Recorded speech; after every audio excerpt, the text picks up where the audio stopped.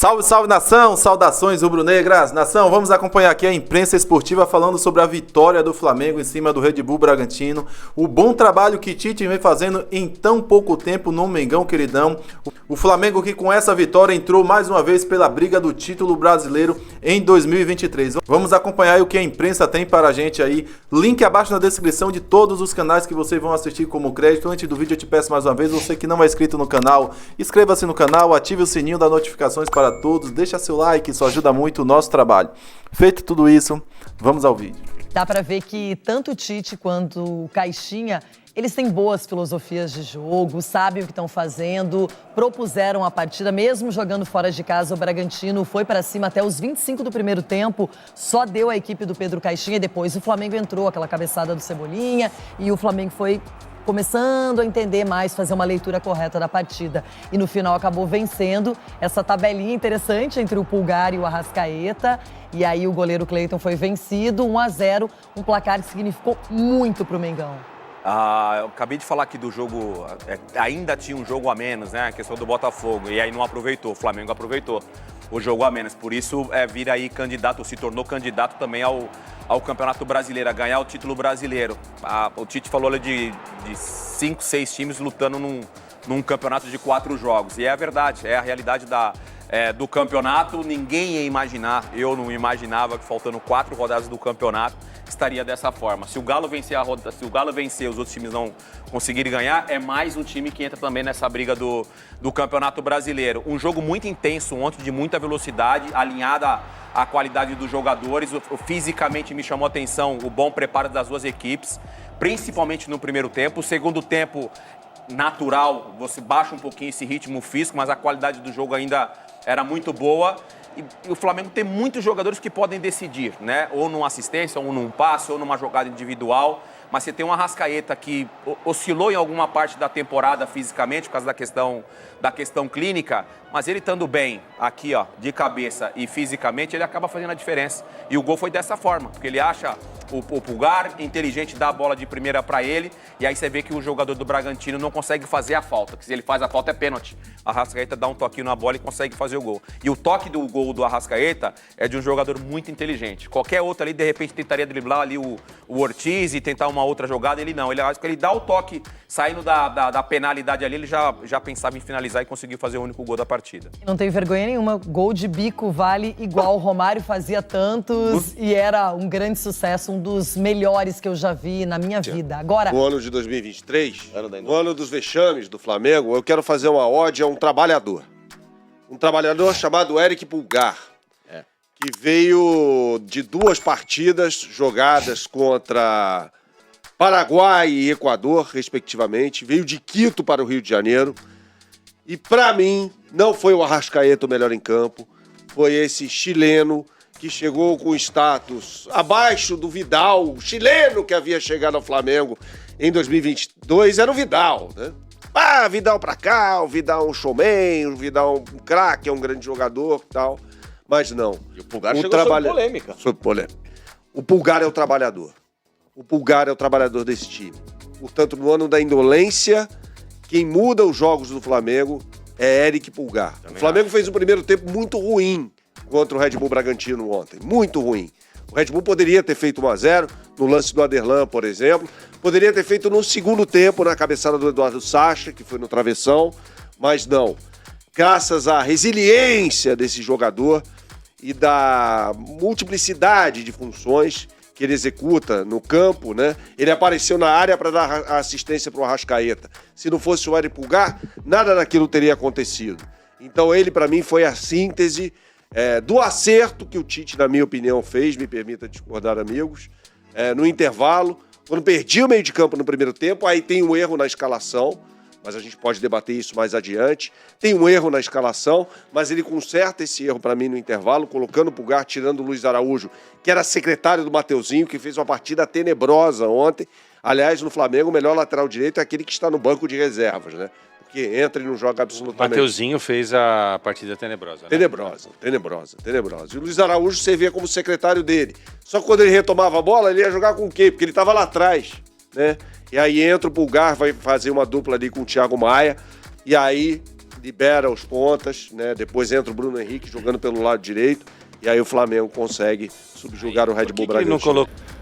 Minha diretoria, o Flamengo venceu mais 1-0 para cima do Red Bull dentro do Maracanã, num belíssimo jogo de futebol, com os dois times absolutamente abertos a disputar o título e não ficar tentando evitar um resultado. Aliás, é um jogo que eu até comentei na live depois da partida ontem, que devia ser mostrado no vestiário lá do Botafogo, falar assim, é assim que se joga quando você quer ganhar um título, você vai por tudo ou nada, você corre risco, se você perder, você perdeu, mas você tenta ganhar o título, né? Você corre mais riscos do que o normal e tal, porque na verdade o Botafogo jogou antes de Flamengo e Bragantino e fez exatamente o que não, o diferente do Bragantino e do Flamengo, que se jogaram para o ataque, os dois tiveram chance de ganhar o jogo. O Bragantino teve até mais chances claras de gol do que o Flamengo.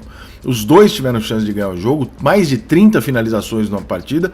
Por quê? Porque você está buscando um título, então você vai por tudo ou nada, você corre o risco, é assim que é a vida, né? Para você conquistar algo grande, você corre riscos, não existe algo grande se você não correr risco, né, gente? Eu acho que já deu para todo mundo perceber isso. O título brasileiro é um título grandioso, o Flamengo não está na frente para ficar se preservando, está atrás, o Bragantino também, e tem que buscar o resultado. E, portanto, os dois times entraram no Maracanã para buscar o resultado. Então, excelente jogo dos dois. O Tite deu um padrão ao Flamengo, é um padrão de retomada de bola? É um padrão que acertou mais a defesa do que o ataque? Por quê? Porque como o Flamengo tinha uma dificuldade, você começa o time, todo treinador fala isso, todos eles estão certos, você começa de trás para frente. Você primeiro arruma a defesa e depois você arruma o restante. O Flamengo se acertou defensivamente, e o Tite, muito inteligente, muito bom treinador que é e sempre disse que era, e vocês agora estão vendo, vocês flamenguistas que compraram essa ideia de depende do que acontece na Copa do Mundo, o cara é bom ou é ruim. Não é não, o cara tem uma história, né? O cara não chegou ali ontem, o cara tem uma história. E essa história ela é contada não por uma semana, por meses ou por uma Copa do Mundo, ela é contada ao longo de uma trajetória altamente vitoriosa do Tite. Então o Tite chega no Flamengo com pouco tempo para trabalhar e tal, arruma a casinha e pensa, eu vou ter uma defesa um pouco mais sólida agora. Eu preciso ter um ataque extremamente letal. Por quê? Porque eu vou ter menos qualidade, menos capacidade de treinar e montar um sistema ofensivo do que defensivo pelo tempo que eu tenho de casa.